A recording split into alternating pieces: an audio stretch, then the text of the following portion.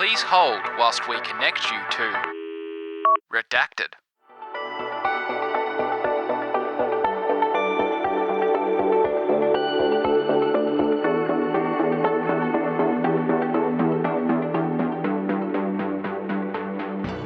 This is Lucy Bishop. And this is Fraser Greenfield. And this is Emma Sandberg. And you're listening to REDACTED. Today we are joined by Emma Sandberg, Design Director at Philips. Originally from Sweden, Emma got her start in the design industry in China before moving on to the Netherlands to join the talented team at Philips, where she went from design lead to design director, defining things like color, material, finish, branding, and more across the Philips portfolio. Emma, welcome to the show. Thank you. Thank you very much. I'm very happy to be here. Redacted. Who is Emma Sandberg in 100 words or less? I see myself as a designer, maybe becoming more of a strategist over the last couple of years. I've been working in the design industry for 20 years, did my training in London. So after a couple of years, excited to go to Asia and had an opportunity of going there. I am very driven by impact. Everything that I do, I wanted to have a bigger impact for people and also for the planet. So I think it's quite connected. I'm driven in making a bit of a mark and pushing things forward if it comes to sustainability or healthcare or areas that are important to society. And how did you first discover industrial design? I discovered industrial design back in my late teens. And I had some friends who had older friends that also studied at Parsons in New York. And I thought it's a really interesting combination of the arts, but also business. The human aspect I found really interesting.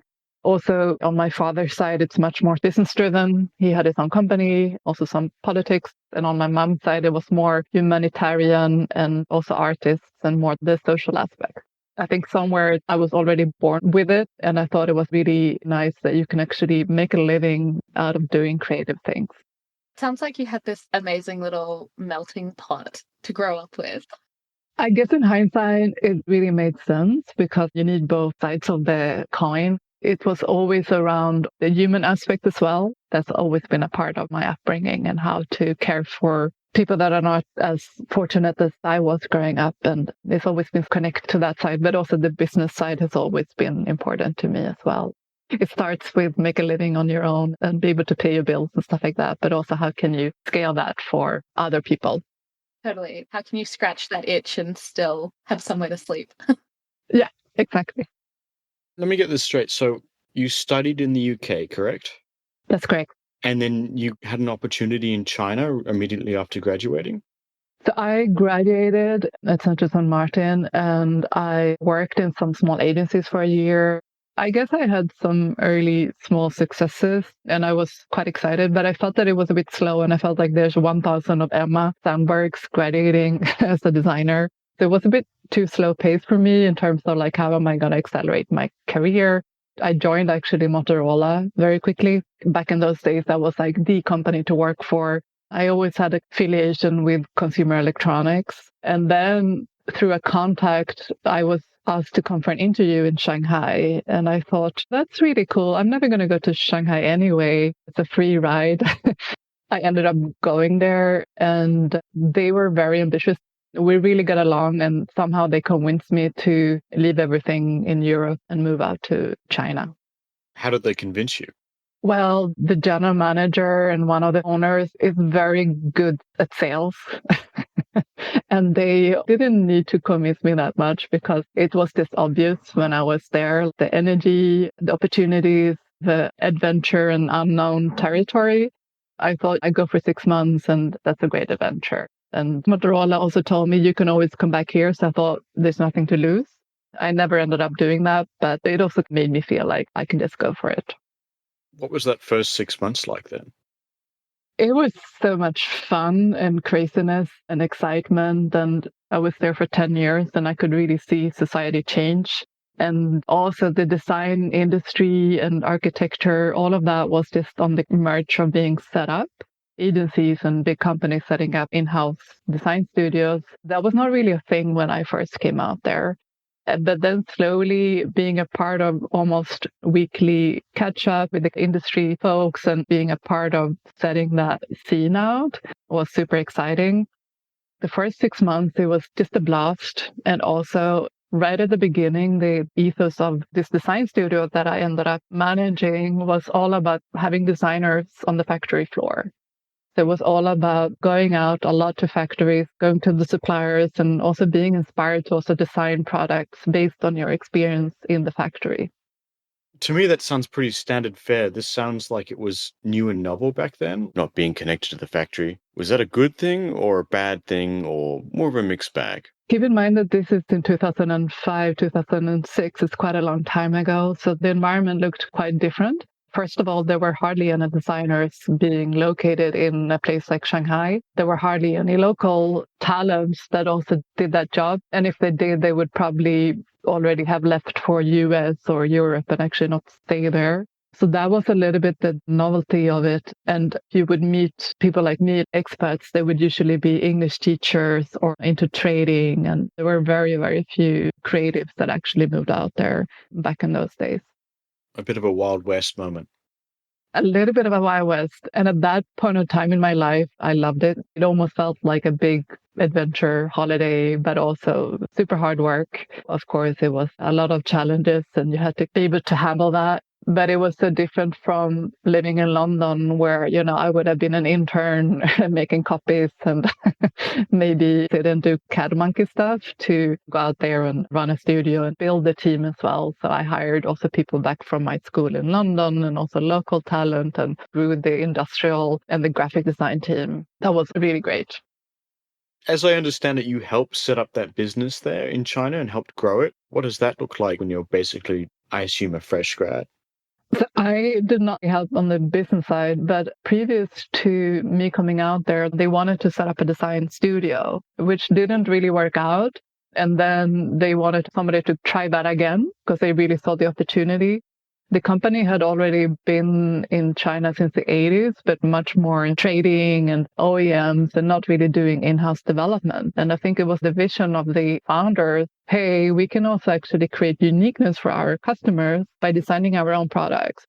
And in the beginning, it was super small. We were maybe 2 local designers. And then I also brought a friend of mine out there. And then it took off and the business founders, they also realized this is really a good sale to our customers. We actually have this studio. So they heavily invested into it. And I ended up being a big integral part in actually setting it up and hiring the people and running it and also designing myself. Do you feel nervous about taking over a position that a previous industrial designer had not been able to get off the ground?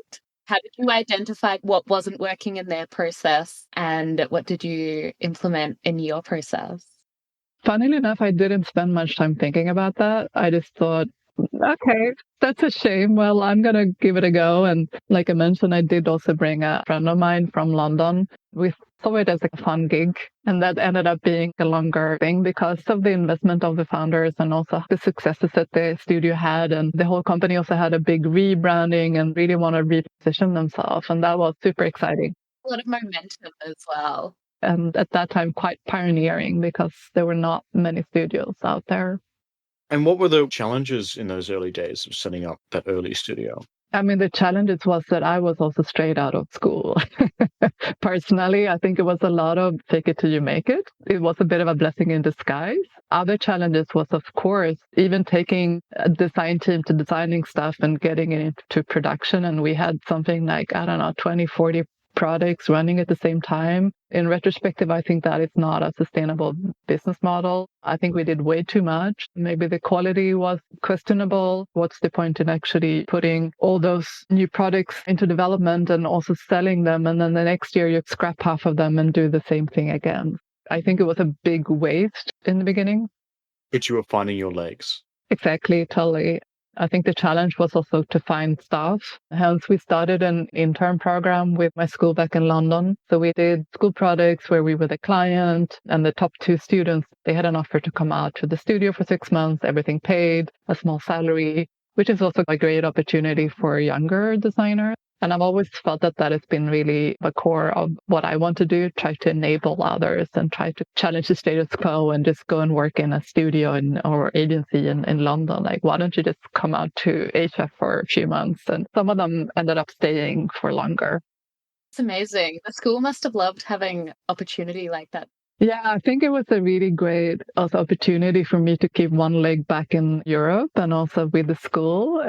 So that also changed from being just a student in the class to actually being a partner with the school.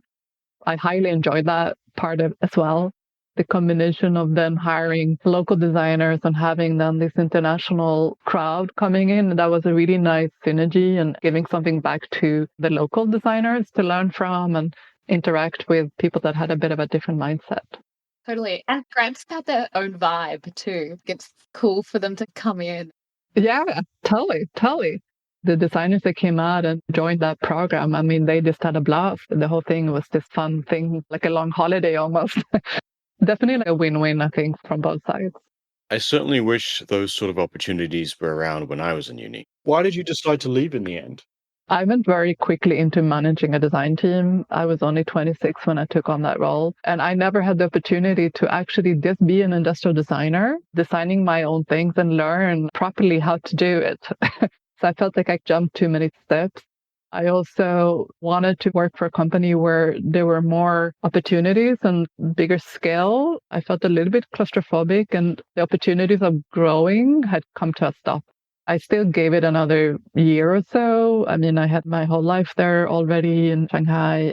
I also felt slightly responsible for the team. But then eventually I just quit without having a backup and took 6 months in studying Chinese. I did my portfolio. I traveled the world. And then I realized, I think I need to actually get a job now. So that's when I started interviewing with other companies. You mentioned this feeling of you've jumped a couple of steps. I feel like that's a really, really relatable feeling. How did you get over that internal imposter syndrome, especially when maybe it does actually feel like maybe you deserved it? It was a funny thing because I was seeking an opportunity that would accelerate my career. So in one way, I wanted it. But then when I was there and doing it, I realized and I looked at peers who went to agencies that did it the hard way. And I realized I will be a better designer. And I think I will really enjoy just to actually go through, take a few steps back. And I also realized that I'm not necessarily money driven.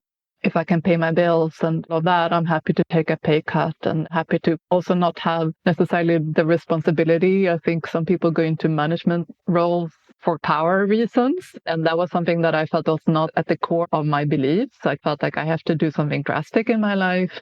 I had already made some savings and I thought, you know what, I'm just going to quit and figure it out. Amazing. Redacted. Hey everyone, this episode is sponsored by PCBWay, the go-to destination for printed circuit board prototyping, low-volume production, and PCB assembly. If your team's working on electronics and you're in need of prototype PCBs, I can't recommend PCBWay enough. You can get a quote instantly, even if your circuit board schematics aren't finished yet. They can also help you with injection molded, 3D printed sheet metal and vacuum cast prototypes. PCBWay is the circuit board prototyper of choice for companies like Samsung, Siemens, Honeywell, Tesla, and Apple. But you don't have to be a big company to use their services. I've personally used their service to instantly get quotes to have prototype PCBs delivered in a timely manner. On top of that, PCBWay is so excited to be working with us. They're offering a special discount just for our listeners. When you get a quote from PCBWay, be sure to use the promo code REDACTED for a special discount on us. You can find PCBWay in our episode description or go to pcbway.com. Redacted. And so how did you find this job at Philips then? Was there an ad in the paper or? It wasn't necessarily straight away like, I'm going to go and join Philips, right? Back in those days, they had just embarked on this healthcare transformation. So they were doing all sorts of businesses and domestic appliances. Like I mentioned, I started having a lot of interviews and I think I compared it to 5 years earlier when I had just graduated, when it was quite difficult to get jobs. And I was like, oh my God, everyone seemed to be so excited that I have this experience in China. So I had more options, let's put it that way. I was considering, is this the right time to leave Asia? I also had some interviews with, for example, Frog in New York, also back in London. Is it time to go back to Europe? Like serious hot property at this point. I definitely felt like, oh, this is not so difficult anymore. So what do I really want to do? And then, like I mentioned, it was a bit of a time thing. I had an interview with Philips in Hong Kong. So they had a huge studio of 80 people. I went down there and talked to them. And then the guy that interviewed me, he said, you know that we're setting up a studio in Shanghai, and these two guys that are spearheading it, they're going to be there next week. And why don't you just meet them?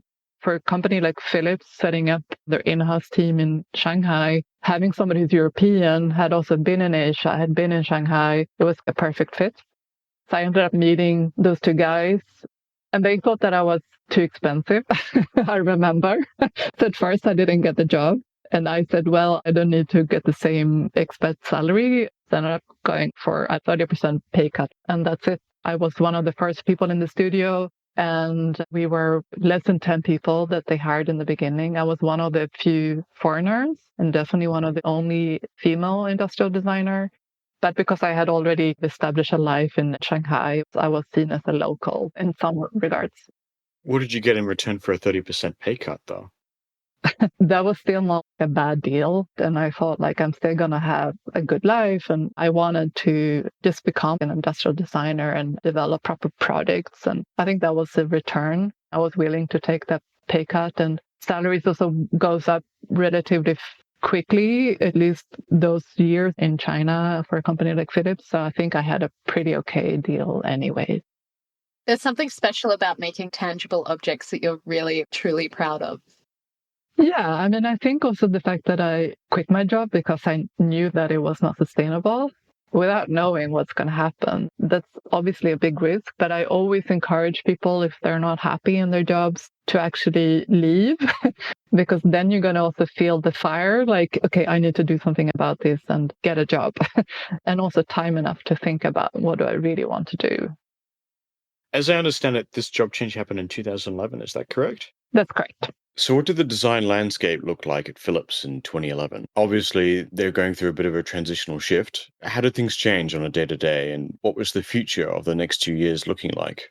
So that's an interesting question. What I witnessed in Hong Kong back then, they had roughly 80 designers of a huge design team. Also, of course, in Eindhoven, in Holland, they had a big team. And it was almost a bit intimidating. I had never worked for such a big company, such a big studio. Back in the day, Philips design had such a reputation in the industry, something to really aspire to learn from. However, I joined almost a startup studio in Shanghai. So I also came with that knowledge of had run the studio there. What does it take to set up something new in an emerging market? For me, the experience of Philips design was not necessarily what people would have had if they joined in Eindhoven or Hong Kong. It was also a good move that I stayed because the team in Hong Kong, I think a year into the job, they dissolved the team. This is also when a big part of the portfolio was sold off. So of course, we have a lot of brand license teams that are ex-Philips. And so the whole TP Vision, audio and stereo, that was a big part of the portfolio, and that was all dissolved and sold off. So if I would have taken the job in Hong Kong, I probably would not be with Philips anymore. So in a way, it was a blessing in disguise that I also just stayed in China and joined the setup there. And did you know that ahead of time? Was there a rumor, or it was completely a hurricane came through and you found yourself left standing? Serendipitous. Yeah, I may be lucky. I'm still around almost 13 years later. There's been a lot of changes throughout the years. Maybe we're looking at this the wrong way. Maybe you were the lucky charm. Well, there you go. So from there on, you slowly moved up the ladder at Philips. What did that process look like? Was there a strategy that informed it, or was it just right doors, right time over and over again? I mean, I stayed almost 5 years in Philips design team in China. And like I said, I also wanted to be hands-on, develop products. And I was, I think, quite successful at some time, had quite a few products running. And I would say almost on a 90% rate, things actually got developed and put into the market. That's incredible.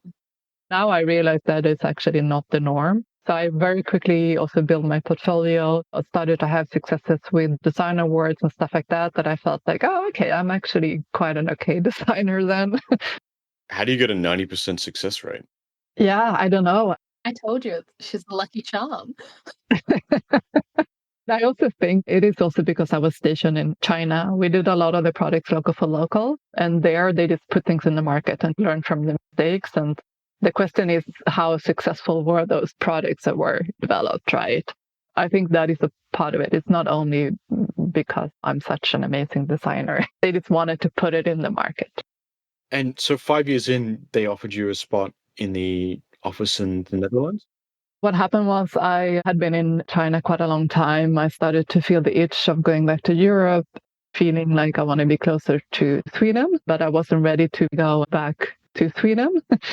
And then they knew that I had been seeking a transfer back to Europe 2 years prior, but that didn't work out.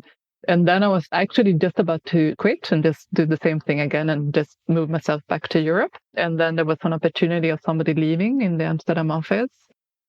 I had been lucky to meet the woman who came out to Shanghai for another reason, who also was the hiring manager in this case to her team. And I applied, of course, and then I got the spot.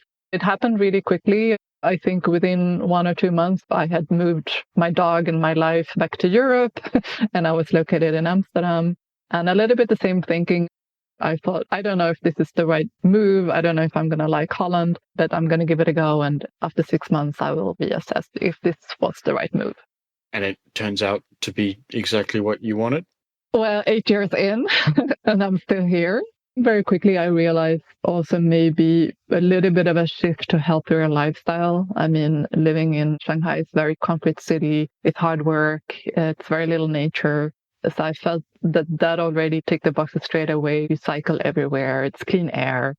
For me, also, it has this entrepreneurial spirit. Also, the company before Philips was Dutch. So I've always worked with Dutch people and Dutch companies. And somehow I really like that whole entrepreneurial, a little bit more international feeling than you get working back in Sweden. With Holland, everything is man-made. There are things that you can get that are maybe high quality, more rough nature and all of that. And for working, it's been exactly what I wanted it to be. And then after you got back to Europe, what was the career plan after that? Was there a strategy involved or you just fell upwards? So I already had a promotion when I came here. So from senior designer, I became a design lead for running the mother and childcare design team. I did that for quite a few years and transformed the portfolio. So I was really thinking on portfolio level and streamlining guidelines for the designers sitting in China, designing for the same category, and really try to think a bit more systematically. So I think then it's also when I started to become a bit more strategic, I think, in my thinking. After a few years, my manager had too big of a team. And then he asked, hey, do you want to take a double hatter and also be managing the hardware, the product, and the CMF team together with me? I thought, why not? Also, at that stage, I was a bit older and I felt like I want to try that again, managing people. It's a totally different challenge, right? And also what you do with your time, it's a little bit less measurable. I think when you design products and things, you can really measure your outcome. But when you are dealing with people and development and how to get the most out of a team, you have to really shift the gear in your approach and your thinking. That wasn't necessarily a promotion in terms of financial aspects. I think I just wanted to try it out in the beginning. I'm also very open-minded. I've noticed that you run into change head first. I feel like change happens to me reluctantly and you're jumping into the pit of the unknown abyss.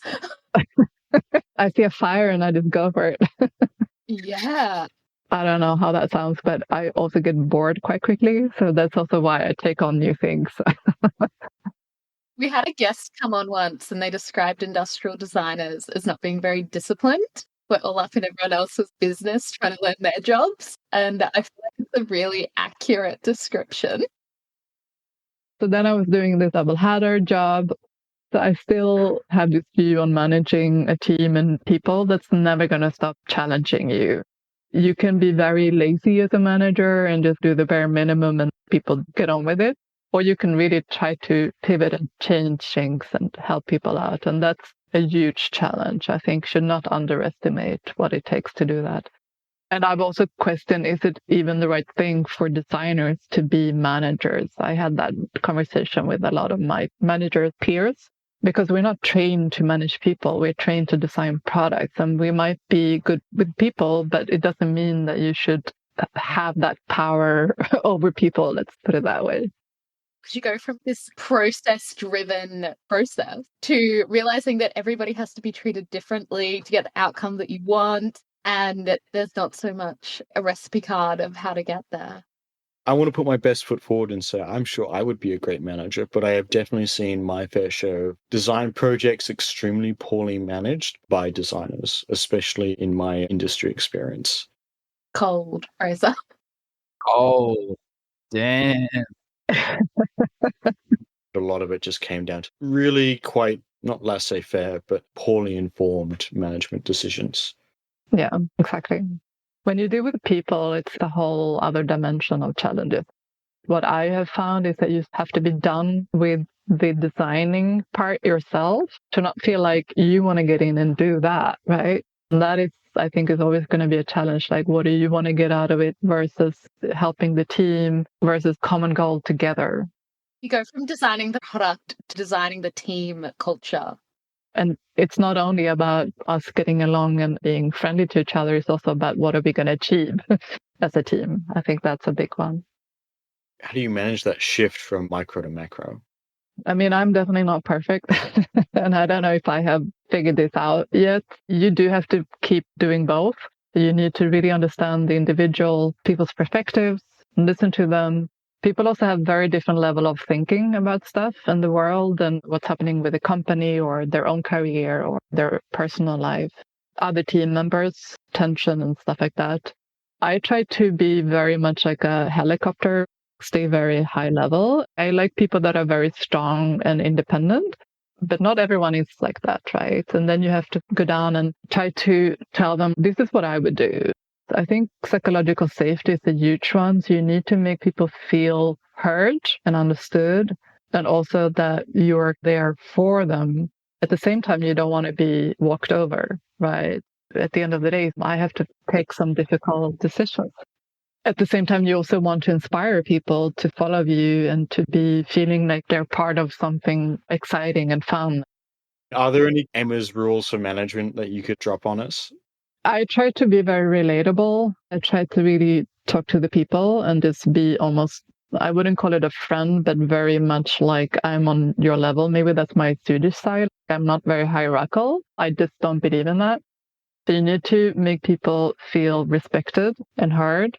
I think it's important to listen to everyone, to make everyone feel heard. Also, the people that don't necessarily speak up, to encourage them. So you find a good balance in the team. There's always going to be somebody who's a little bit more selfish and other people who are just selfless. So how do you find the balance of making it a bit more even? Also to outline when is the moment to be serious and when is the moment to be relaxed and have fun. I think that is also super important. And remember to celebrate things also for the team and for when people are doing a really good job or going through something difficult. Make sure to give recognition, make them heard. Can you somehow help people in their own career path? That's another one. What happens when that career development means that they leave the team? I never believe in keeping anyone because I know myself that is like you're in the worst spot when you feel a bit stuck. And especially if you decide to stay, to not make anyone else unhappy. And I try to have that dialogue with some of the people in my current team. You've been in this role for 5 years, and have you thought about this and thought about that? It's not my job to get them there, but it's my job, I think, to have that dialogue and for them to feel safe to talk about it. It doesn't mean that they are not going to continue doing an amazing job at what they're doing. I think people feel like it's okay to think next steps. It's okay to think bigger and also to question, what do I want to do with my career? I feel like that's really refreshing to hear. Och jag är Emma Sandberg. Och du lyssnar till Redacted. You're a design director now at Philips. I imagine you would look at the future and strategic needs of the company. Do you ever do futuristic concepts the same way car companies might do concept cars to develop this strategic vision at a company? So we have gone through a huge transformation in the last year. There was a huge layoff of around 30% just in Holland in the design department. I mean, like all big tech companies, been big layoffs, and I think we cut around 10,000 people in the last year. Also, not only design. I took on this role back in September 2023. It's relatively new, part of a central design management team. So we're managing different aspects. I'm doing the product and identity platform. Someone else is doing data and AI. We have software DLS, usability, all those kind of aspects in the experience. I'm going to come back to your point about concept cars, but I do think this is an important aspect about the strategy for design, because I think it's a reflection on what's happening in the world. What is the meaning of design today in an organization like Philips? And also with AI and those kind of technologies, the whole industry is going through a transformation. Strategically, for us also to not become obsolete, what are the uniqueness that we bring to the table? I think that is also why we have to really come together and have an opinion and drive that. Back to the concept cars. So going back to when I moved to Holland, 2016, 2017, I was already involved in some stretch assignments that were looking at those concept cars. So there was always a product design language system team that would take on those 8-10 week projects. You had this war room and people sitting together and really try to tease something out. And those were super exciting. Some really nice outcomes from those projects. And I ended up doing a couple of them, not only industrial design, also some service design models and other sort of fields. When we had the reorganization in 2023, all of the research, all of the future thinking has been cut, which I think is a huge risk, because we still need to have the vision products. How does healthcare look like in 10 years from now? And those concept cars can be a means to get there, even when it comes to designing for refurbishment, the whole sustainability movement. We need to look at those concept cars to be enablers. Okay, how can we then create a roadmap working backwards to get there? So they are not necessarily concept cars driven from design ideas that we just think are cool. But what have shifted is also that there are more departments. So there will be an engineering team, a marketing team, designers coming together and working on those ideas because they're strategic objectives for Philips. But to summarize, those concepts at high level work well as a North Star for the company. They work really well. I think that they need to be maybe taken even more serious and being put back on the table, and that we actually have resources and that they are being given more attention than they do in the current state. We are having dialogues. How are we going to fill that gap when it comes also to design-driven roadmaps and concept cars? It is also a question of what is a design again. For us, we have become much more software-driven, also code-based designing. Industrial design has almost become a bit of a hygiene factor, let's say, which I think is a risk to the industry as well. It's a reflection on, again, what is the uniqueness that you bring to the table. I find it really interesting the way you talk about where design is sitting. From my perspective, it always feels like it's on a seesaw, and it's either tipping between industrial design is what's making the most profitable companies profitable. It's what's giving them the secret sauce. But then design is also on the other end of the seesaw, commoditized and often undervalued. You do the job, you get the design in for free. Yeah. It's such a strong contrast that it always feels like we're about to get over the edge and win out, and then it just slips back. And then AI comes around, and then there's another challenge. You have to rethink it again. I wish I could articulate it better. How do you make sure that design is seen as an asset instead of just a cost? Last year, everything just got totally flipped. And of course, we're still recovering from that. This is going to take time to really overcome it and become strong again. If you talk about having a seat at the table, I've always felt that design, we have always been a bit of the underdog, something that other departments are paying for. Even back in my previous company, it's been, just do the nice stuff, right? And make it look pretty.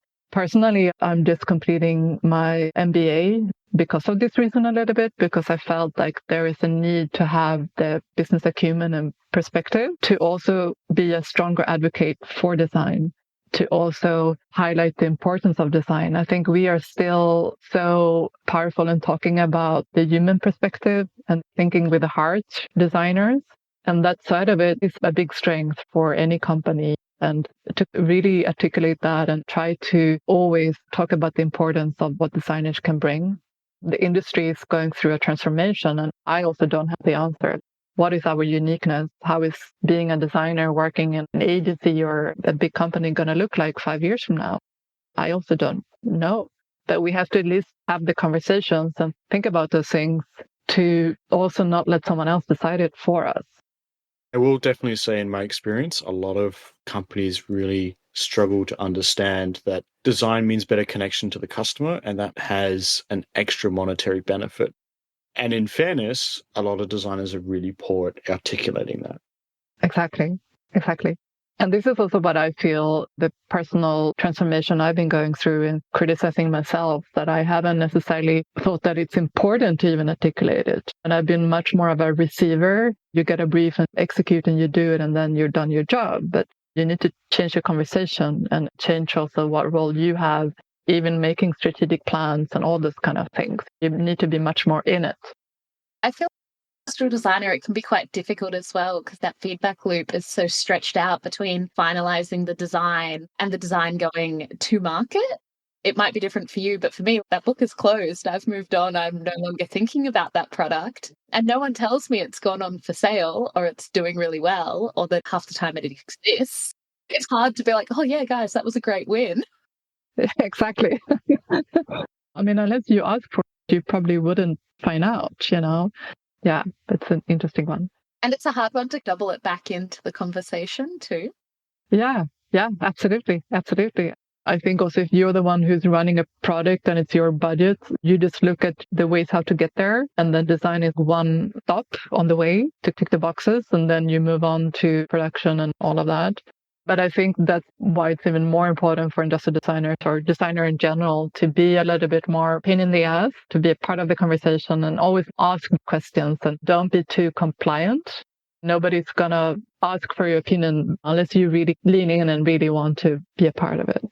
Be ready to stand up. Make the opportunities to share credit. Exactly, 100%. Don't get too comfortable. Don't take a seat back.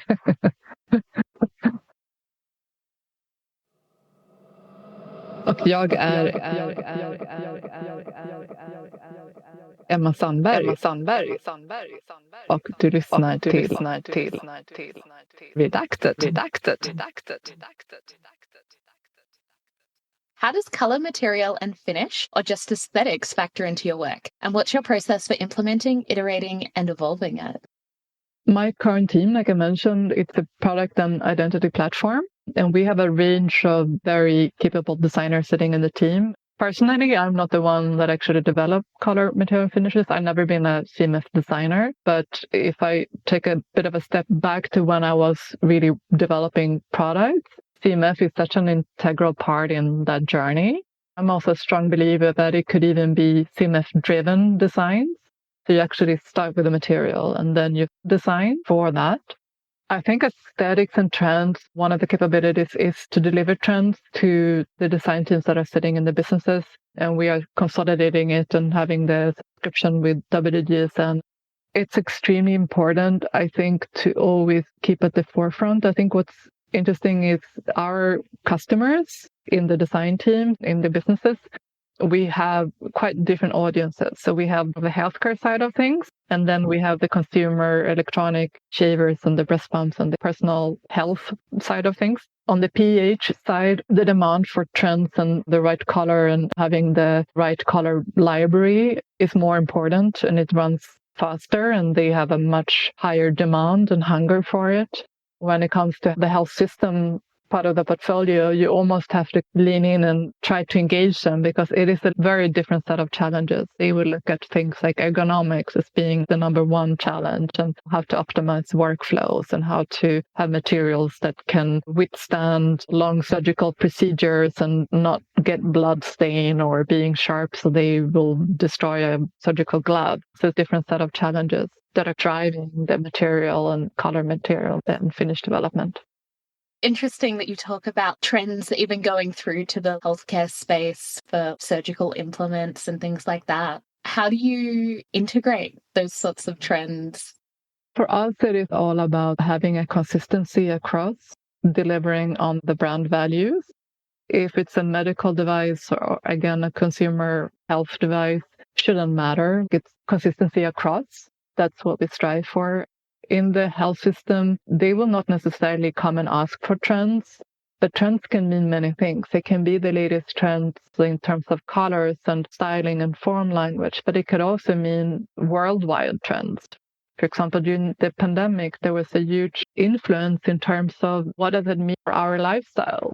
That is a trend. Things like even geopolitical challenges is changing mindsets of our consumers and how they look at things. Sustainability aspects, again, I think our consumers are going through a journey that's becoming very important. That is also a trend that we have to incorporate when we develop the next color material finish library. It's always a bit of a conversation between what's happening in the world, a trend, and then how do we actually make that concrete and then available in our palettes or guidelines for the teams to work with. Are there any financial aspects to that? When you limit the colors, you point out that you reduce the cost of your master batch inventory in the injection molding process and such.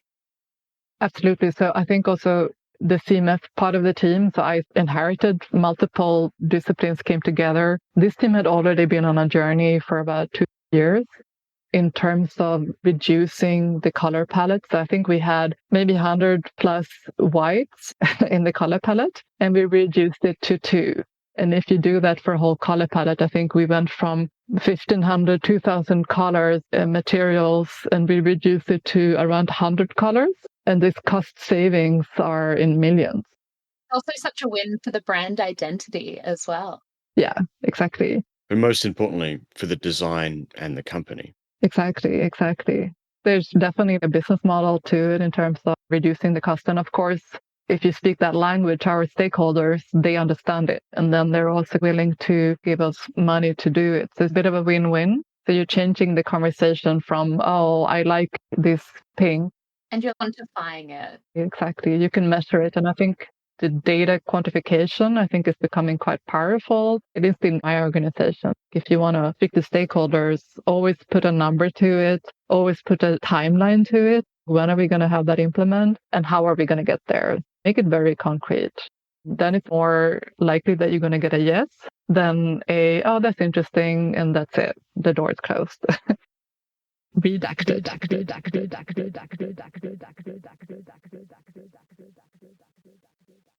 Can you share a project where your leadership had a significant impact on the user experience or the design success? One product, that's a good one to pick one. Sounds like a good problem to have. They were all just runaway successes. 9 out of 10 perfect products.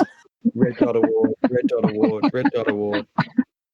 When I moved to Europe, what also slightly shifted is to put the end user at the starting point much more and working backwards from the customer. That's not necessarily how even at Philips we were operating, designing products. Of course, a little bit, but it was more someone else's responsibility in PRC or another department. And we were piggybacking on the user insights, interviews and home visits and stuff like that. What I really learned was culture of different ways of working and how important it's the voice of the customer and really be empathetic to that. It changed a little bit my design process, design thinking and ethos. Like I mentioned, I was working on mother and childcare products when I came here. One of the successes was a breast pump product. We used to have this portfolio that was called the wedding cakes. So they were big fat devices, very tall and chunky. You put it on the table and then you plug in the tubes and you use the device. And you also probably had to plug it into the socket. So you have to find somewhere being plugged into the wall and then pumping in the office or at home. This is also the point, I think, for industrial designers to really think about the user and how is it being used. Not just take an engineer file and then make a cosmetic change on the surface. how do I style the sides and the top?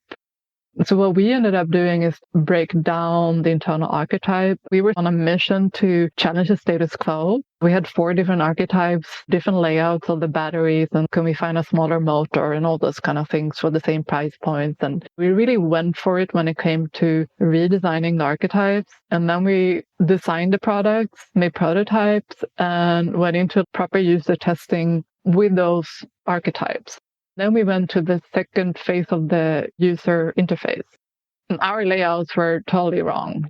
People wouldn't hold them in the way that we had designed. The buttons were the wrong locations or the wrong order. The interface display, people didn't understand it. It looked pretty, but it wasn't necessarily practical. Everything that could go wrong went wrong.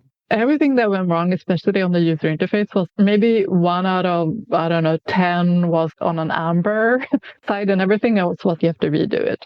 So we went back to the drawing table. We worked with hardcore UX designers. I think it's also key to know that you don't have to do it yourself. You have to team up. You have to know who's good and team up with them. Always team up with great people that you have fun with, that are also really good at their job, and also that you can find excitement in the product and energy that is going to help you explore new territory and also have the stamina to push it through.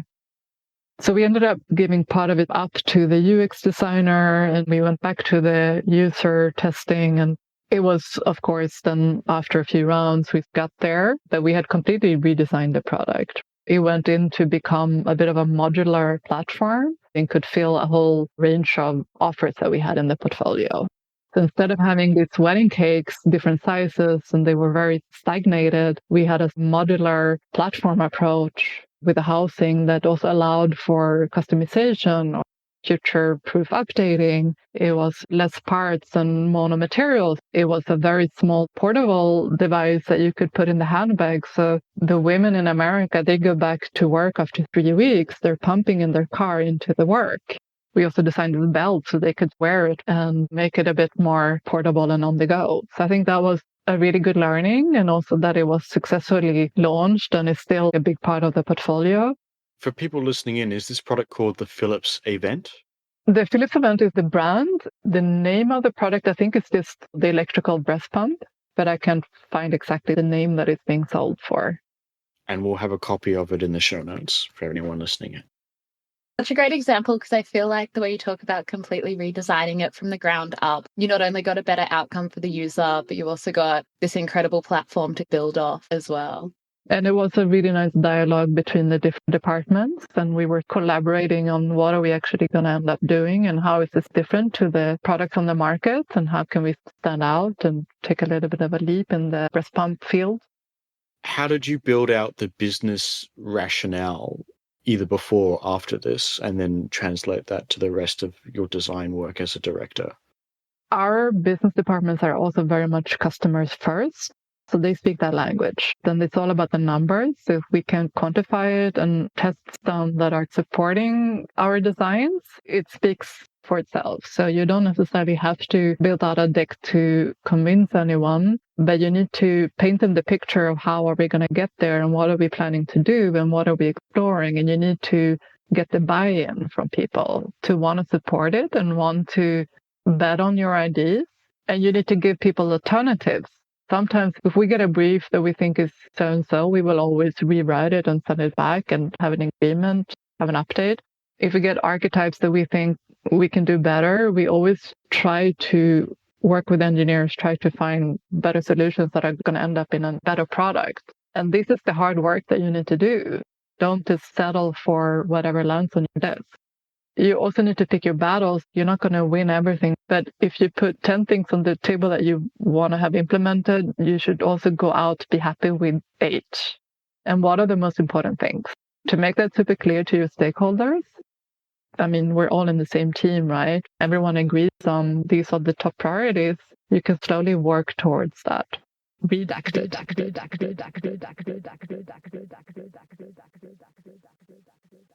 Industrial design has typically been known as a male-dominated industry. What are your thoughts on this? That is true. Industrial design, as architecture, I would say, maybe even graphic design is a heavily male industry. When I started, it was a 50-50. So we were 100 students, 50% were female. So that was actually quite unusual, I think. My understanding of the industry when I started internships and go and look in agencies, I realized something was a bit off, but also not, because it was only men in their mid sort of 30s, 40s working there. And I always thought that I need to fit in and maybe be a little bit like the guys to even be able to have a shot at being a part of the industry. That's the phase that I went through in those years. It's still today very male, although I think there is definitely being a shift in the healthcare side. I had a short stint in the medical design team, but then I was also faced again with an older generation of white male designers who were almost questioning what I was doing there. It was quite in the face, but I think that's another hurdle that female designers have to overcome. I have a twin brother, an older brother. I'm used to guys. I've always been the strong one. So there's never been a question of, should I do this or not? It's maybe even just go for it. You have challenges all the time, different aspects. This is maybe one of them. Find a way and just go for it. And I think not until maybe the last 5 years, I started to realize and acknowledge it is a thing. And I could be a part of maybe not necessarily changing the industry on my own, but I can at least acknowledge it. And maybe we need to talk about it. What can I do in this part? Can I also mentor younger female designers? Talk to them openly about the challenges they have. Things in my career, even working with engineers in my early days in China, they would definitely question, what am I doing there and why should we listen? And I'm not a very aggressive person, but I had to be almost angry to get the stuff done and to get the quality level that I was looking for. Be very serious about it. You have to really push back on it, especially when people don't necessarily take you serious. Absolutely. I find it really interesting how it's either absolutely not a problem or there's somebody that makes it a problem, and it's such a weird hill to die on. I think also it depends on which role in the design world you have. I think as a CMF designer, you're probably almost expected to be a female, and it's almost like odd to be a man. When I worked on the mother and childcare team, it was also like it made sense for me to take that role because I was a female. In the medical world, it was more, this is our space. What are you doing here? You come from the more consumer side. You're a female, you're young, because they were just not used to it. But that's also where you need to step in and really try to stick to it to actually change status quo. Do you think that your go-getter attitude has insulated yourself from maybe things that others might say is negative and an obstacle? You could almost describe it as a bit of a naivety that I've just gone for it. And then when there's an issue, I just do whatever it takes to get it done. And I don't necessarily think it's because I'm a woman, but you could also sense it if you're in a room with 10 Chinese engineers, half of them don't speak English, and they're just getting a bit giggly because you're a female and you're trying to get stuff done. That's highly frustrating. And also hearing in situations where my male design friends would reflect on a similar situation, or I would see how they would be treated, and it would be so different. I mean, then you have a bit of a light bulb. But I think for me, it's actually something that has made me even more motivated than anything. It would never be something that's off-putting. But I think the difference is that now I also have acknowledged it and I want to see what I can do to advocate for it, which is different to how I was 10 years ago.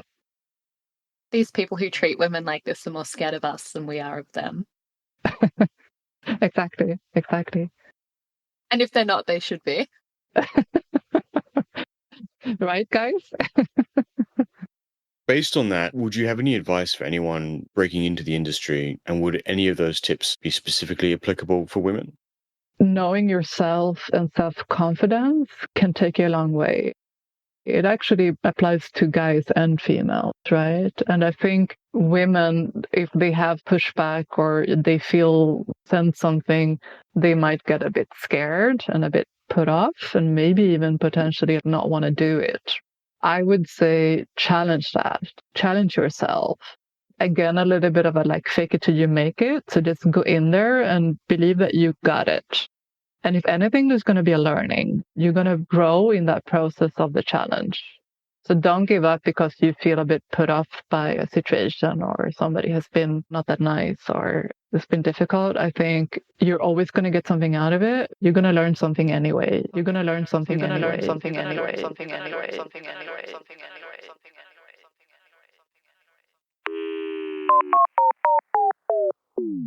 Thank you, Emma, for joining us on the show today. Awesome. Thank you, guys.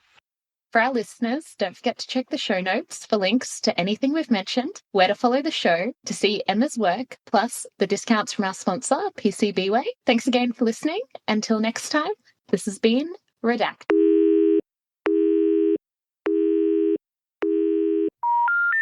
The number you have dialed has not been recognized. Please check and try again. The number you have dialed has been Redacted.